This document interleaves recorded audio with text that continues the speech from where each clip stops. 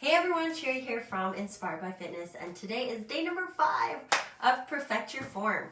So today is our last day of our challenge, and we're going to talk about 3 different movements today.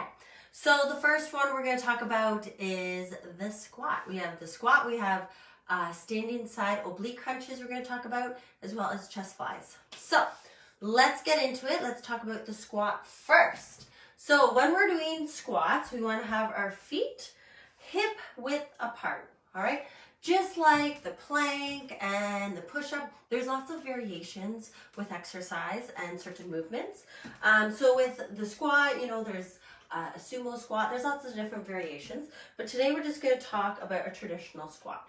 We're going to have our feet hip width apart, feet flat on the floor, and what we really want to focus on is our hips here. We're going to push our hips back like we're sitting in a chair. A lot of times when people squat, they end up bending at the knees first, and they have a lot of forward motion. So we're actually going to take our hips, we're going to push our hips back like we're sitting down in a chair, okay? You can see my knees, they may come slightly forward, but there's no forward motion here, okay? All right, just like that. Now, chin up, chest up. If you drop your head while you're doing the squat, what can happen is your chest falls forward, and then you're going down here, and you can see how my back is very rounded, and that puts a lot of pressure on the lower lumbar, and you're in greater risk of hurting your spine, all right? So chest up, chin up, pushing our bum back, all right? We are going to take the dumbbells. We're going to hold the dumbbells at our shoulders. Your core is engaged.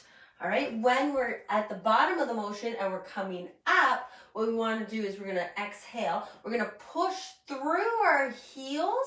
That's going to help engage the back chain, so the hamstrings and the glutes. And when we stand up, we also don't want to lock out our knees. All right, so people get excited and they stand up and they lock their knees. So you want to keep your knees soft, but you can take your hips and move your hips forward and squeeze your glutes at the top. All right, so here we are. Weights on shoulders, feet are about hip width apart, core's engaged, deep breath in. We're gonna bring it down, down, down, down, all right? And ideally 90 degrees if you can. We're gonna push through the heels, standing up, breathe, hips come forward, squeeze the glutes, and down, down, down, down. Deep breath in, exhale. Again, keep your head up, very important. Keeping your spine as straight as you can through this motion, and up. Good. All right. Okay. And there you have the squat. If you feel like you can't get down very far without your technique failing, like knees coming forward, you may need to work on range of motion. All right. So flexibility and stretching and rolling. And just trying to build up that range of motion so that you eventually can get down a little bit further. All right, next, standing oblique crunches. So what we're going to do is we're going to stand hip width apart or slightly closer with our feet. I have a dumbbell in one hand. My core is engaged. So the muscle we're going to work here is on the side, the obliques. We're going to stand tall, head up, chest up, shoulders back, tummy in. Deep breath in, exhale, good. So as we go down, we breathe in. As we come up, we exhale. Now, I'm gonna put my hand on my obliques here. Deep breath in, I'm leaning to the side. I feel the stretch. When I'm down here, I wanna focus on just having the extension here through the oblique. I'm not gonna try to move my hips. You can see me moving my hips. You don't want your hips to move. They're gonna stay nice and stationary. I'm gonna lean down to the side. And then I'm going to exhale up right here. Deep breath in, feel the extension, and up. Deep breath in, and up. All right. You can place your hand on above your head. What's really important though is that when you come up, you're not reefing on the neck to help yourself get up. All right, so hands here, tummy in. We're going to lean right to the side. Feel that stretch. I'm going to come up. I'm going to feel that crunch at the top in the oblique. I can slightly turn my head to the side, feeling the stretch or the contraction right in the side, right there, okay? One thing you want to be careful of is that you're not leaning too far forward and back. You're not getting a lot of forward and back movement and extension and flexion through the spine. It's more side to side, okay? So last one we're going to talk about is chest flies. I'm going to bring that down a little bit. All right, so coming down on the mat.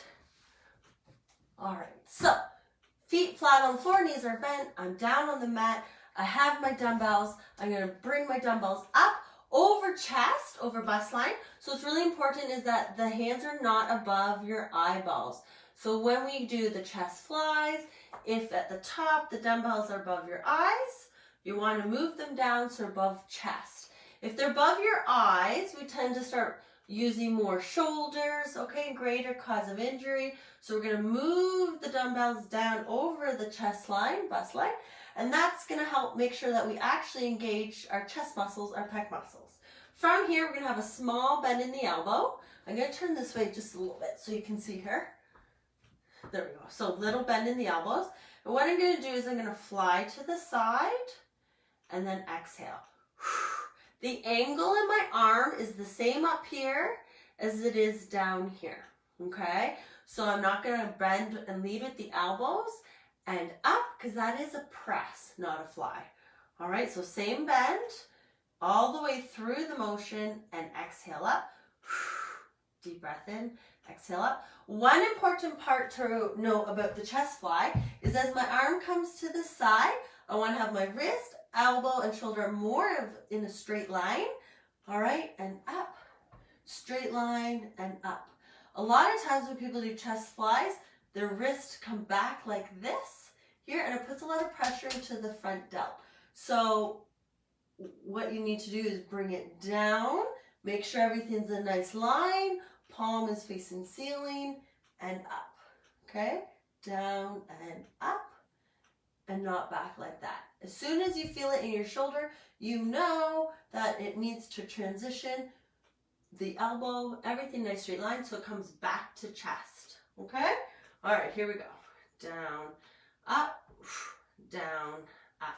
Okay, so you should be feeling a stretch across the chest, okay? There shouldn't be a whole lot of pressure in that front delt here, okay?